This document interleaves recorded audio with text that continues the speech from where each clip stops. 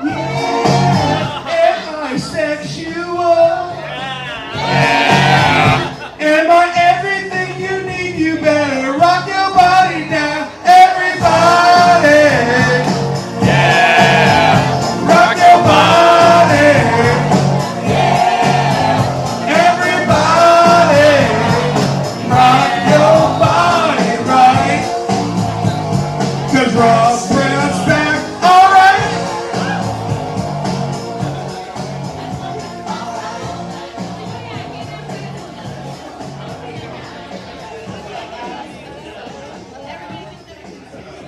Alright, Blake, cut the music. First things first, my father, who looks just like a cross between Eric Holder and Stedman Grant, is here. And I kicked him out last time. He's right here. Dad, raise your hand. He showed up last time I did this. I told him he had to go because I didn't feel comfortable swearing for him because my entire growing up, I never swore in front of him. So you know what? To start this off, shit, fuck, cock, balls. Let's go, Dad. You ready?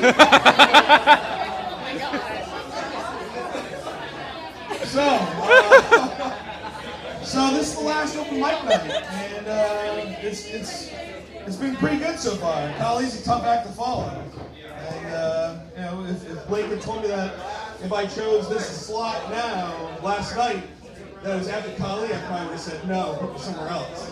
But you know, it's fine. Everyone here is really good, so I'm a little nervous.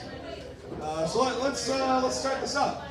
Have you ever gone to a place where you thought you didn't quite fit in? So, you know, could be anything. Could be you know, church. Yes, you said church. Could be church. If you're gay, you go to Catholic church. Sure. You know, it could be anywhere. So, for example, I went to a country show over the weekend. It was a Zach Brown band.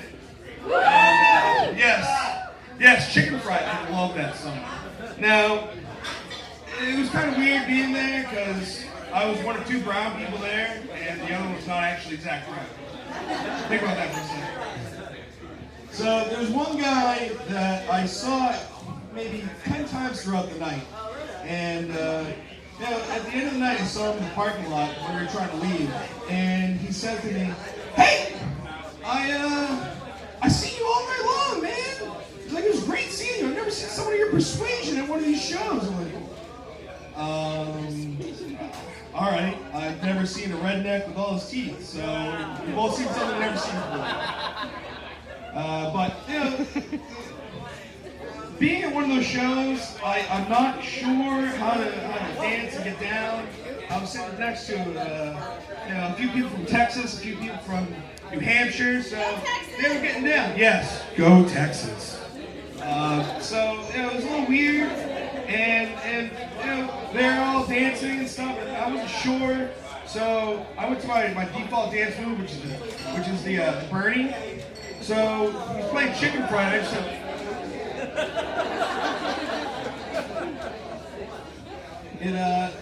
it got some looks, but the guy behind me gave me a high five after and said, "Good job." You know, it was an interesting show, and it was up in New Hampshire on Lake Winnipesaukee, and when I say there's two brown people there, it was literally Karina Alvarez right there. I'm calling her out again, and myself. So it was fun. It was a good time. It was eye-opening, but you know, it definitely was not the same crowd as the Sublime concert next to it. The only thing that the two crowds have in common is everyone was getting high. So, you know, everyone has that friend that you know, likes to get a little too drunk, or that friend that shows up and just fucks everything up for you. I like to call that person liability. I know a few people like that. One Scott Davis. One is Taylor Pratt, who's back there putting his hand up. And another one is a guy I work with. And this guy I work with, we brought him out to Harpoon Fest a few weeks ago. I'm sure one of the lovely ladies here knows about that. First thing he does, after meeting us for 30 seconds, reaches his hand shake her hand, spills her beer all over her. And all of a sudden I'm like, this is gonna be a good night. As the night went on, he got drunker and drunker, and started making more and more of a fool of himself. And this is the kind of guy who, if you're talking to a girl, he's gonna just cock block the shit out of you. You're gonna be sitting there talking to a girl, going, hey, so how's it going? He's gonna go, what's going on? Hey, this is Rob Browdy saying, and you're sitting there saying, are you fucking kidding me? Dude, what are you doing? So, drop my pencil. So this guy, not your trademark, some point in the night, disappeared. I was kind of happy about this because I thought to myself, I don't have to deal with this guy anymore. After that, we were at, I can't remember the name of the bar, but it was in Harvard Square. So I decided to go over to, yes, Tommy Doyle's. I decided to go over to Tasty Burger. Have you guys been there? Tasty Burger? Yeah. That place is fantastic. There's a lot of fans of Tasty Burger. Yes, it is so good. So, I'm in line getting placing my order. I get my sandwich, and all of a sudden he calls me, asks me where I was, and I could tell he was hammered. So I gave him directions, and based on everything that's happened up till now through the night, I knew it was going to be a good time. So I said, all right. So, at Tasty Burger, they've got seats near the window, so I plopped down, sat down, opened my burger and my cheese fries. I'm like, all right, we're in for a show. So I'm watching this guy. All of a sudden, I see him stumbling around. He's like, oh. This dude walks into a homeless guy, a tree, and some random girl that's just walking around wearing next to nothing. And I'm pretty sure the girl thought he sexually assaulted her. This guy, he does this everywhere he goes. I brought him to parties of mine. He's dated a few of my friends. He even sat on one girl's head at a party, which I've got photographic evidence of, but he denies. What's even better about this guy is I work with him. So, every time he comes out, he knows that this is going to happen. I use all the stories to tell everyone at work about it, and people just love it.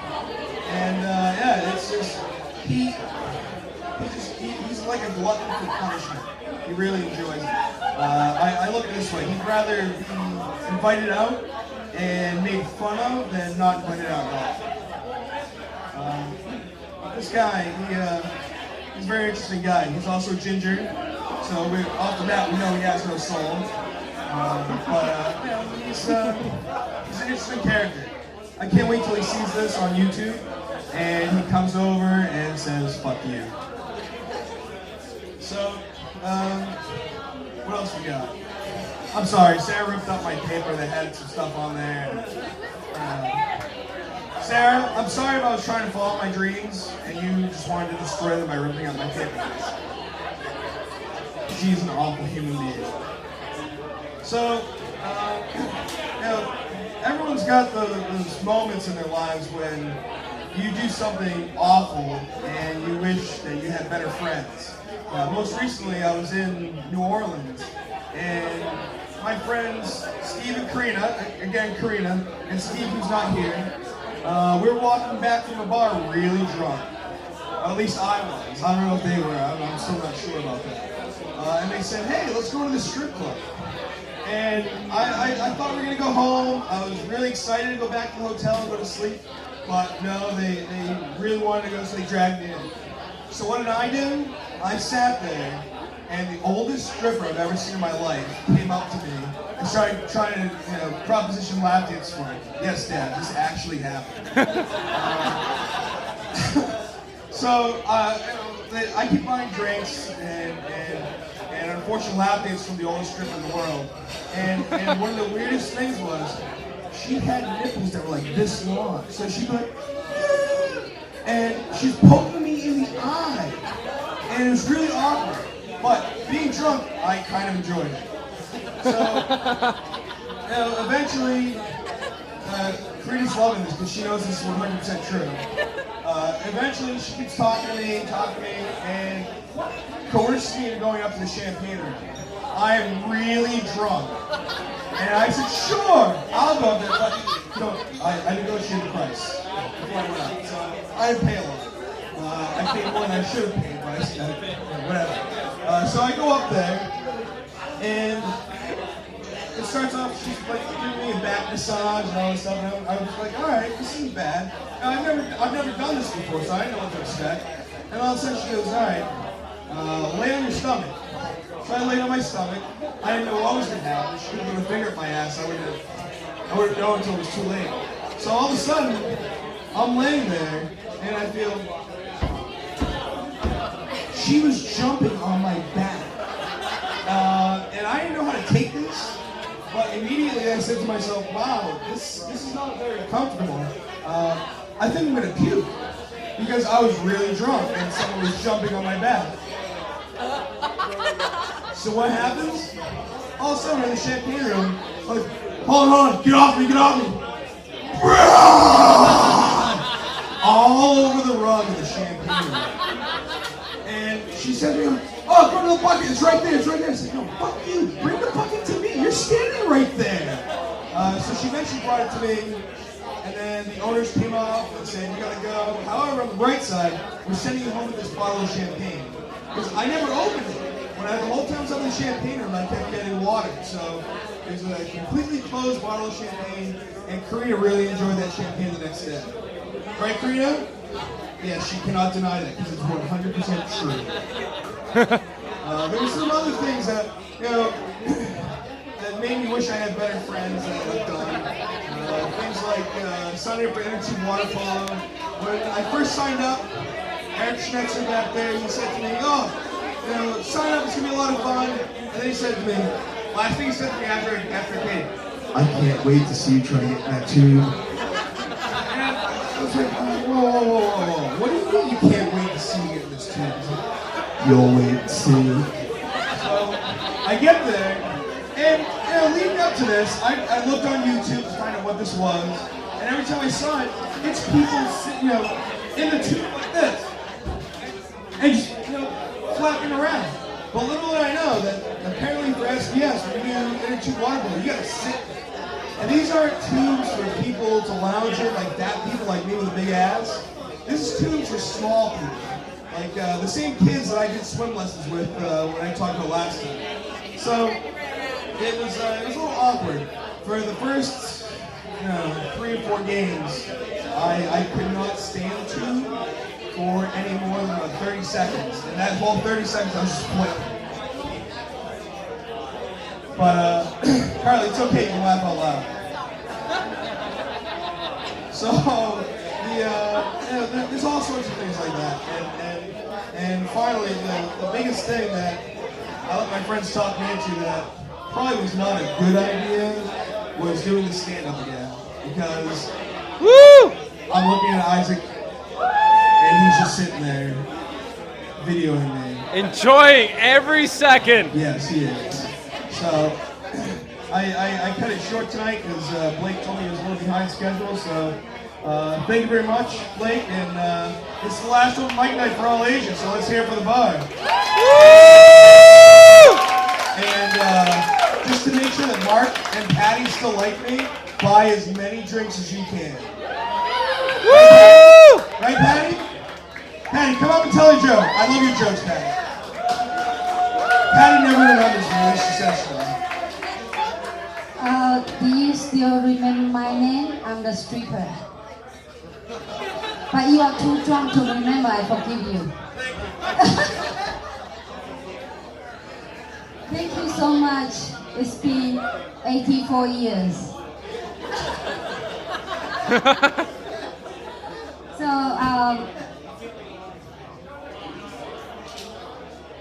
2002 we start an open mic here, and Jonathan still wear the diaper.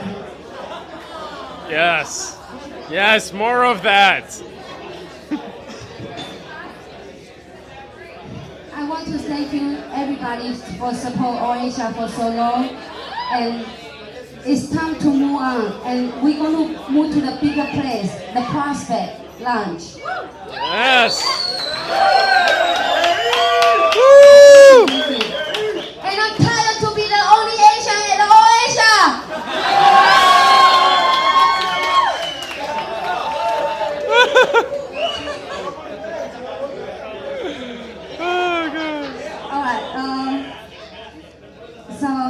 Anybody here under 21? Oh, 21 here, right? Alvin, you're under 21, right? Yeah. So there's a Chinese restaurant owner. He ordered a male bride from UPS. So the male bride arrived next day. He said the first night of wedding, he said, I want to appreciate you still a virgin, and I want you to pick up your favorite position. And she said, okay, can I have a number, can I have a 6'9"? He said, oh, number, you want beef and broccoli? Thank you. Thank you so much. Woo! 13 years, Oasia. I'm still 25. Yes!